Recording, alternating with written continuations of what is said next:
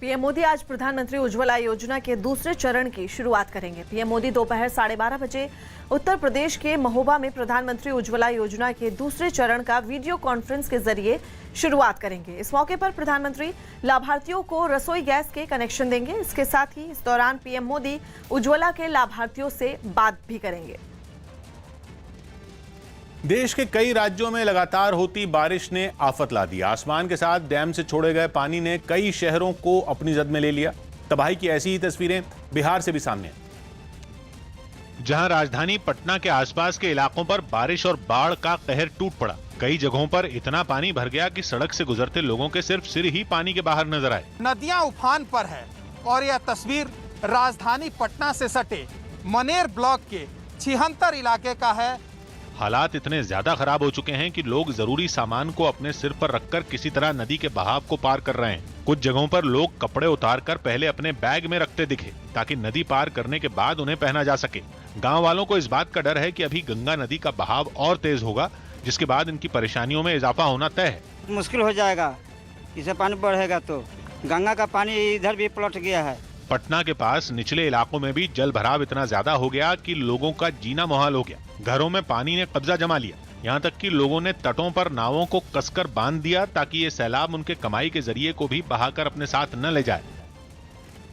राहुल गांधी का श्रीनगर में कार्यकर्ताओं ने स्वागत किया। दिल्ली में 10वीं और 12वीं क्लास के छात्रों को प्रैक्टिकल की परीक्षा की तैयारी के लिए स्कूल जाने की इजाजत दे दी गई। हालांकि इसके लिए माता पिता की लिखित मंजूरी लेनी होगी।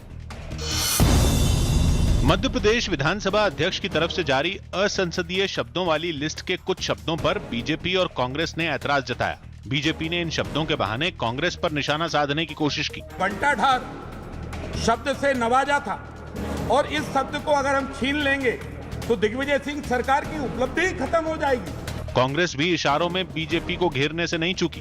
कुछ शब्द देखे हैं, उन्हें छाट के अपने मामू और ये ऐसे शब्द उनने भर दिए। विधानसभा अध्यक्ष ने ऐसे करीब 1000 शब्दों की लिस्ट बनाई है जिन्हें सदन में इस्तेमाल नहीं करने की बात है। पीठासीन अधिकारियों ने उस बात को, उस शब्द को निकाला, मैंने उनका संकलन कराया। दिल्ली सरकार ने सचिवालय से एक मैराथन दौड़ का आयोजन किया। इसमें डिप्टी सीएम मनीष सिसोदिया और कई अधिकारियों ने भी हिस्सा लिया।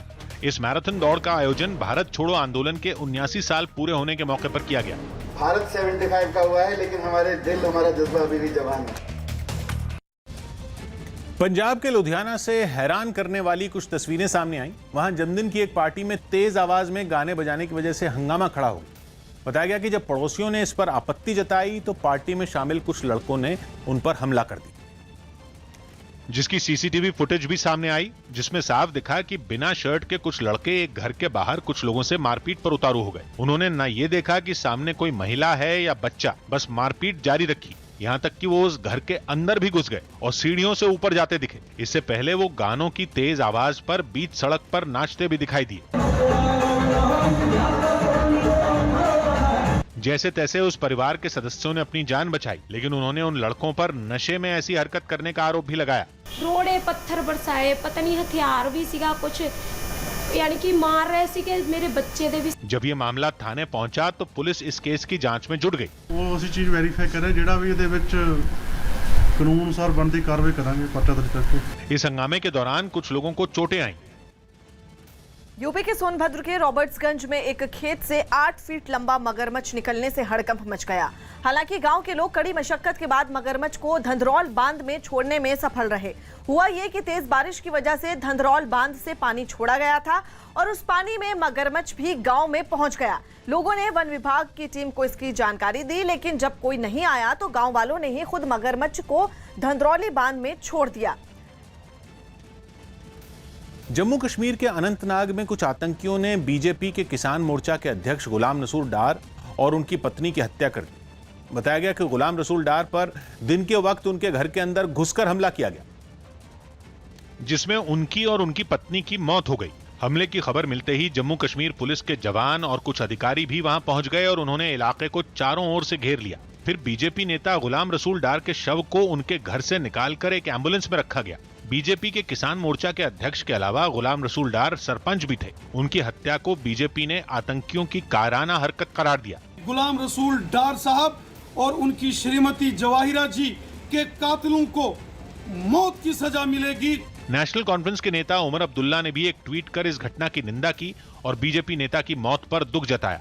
बीजेपी पर हुए इस हमले की जिम्मेदारी लश्कर तैयबा से जुड़े आतंकी संगठन टीआरएफ ने ली। टोक्यो ओलंपिक से भारत लौटी भारतीय महिला हॉकी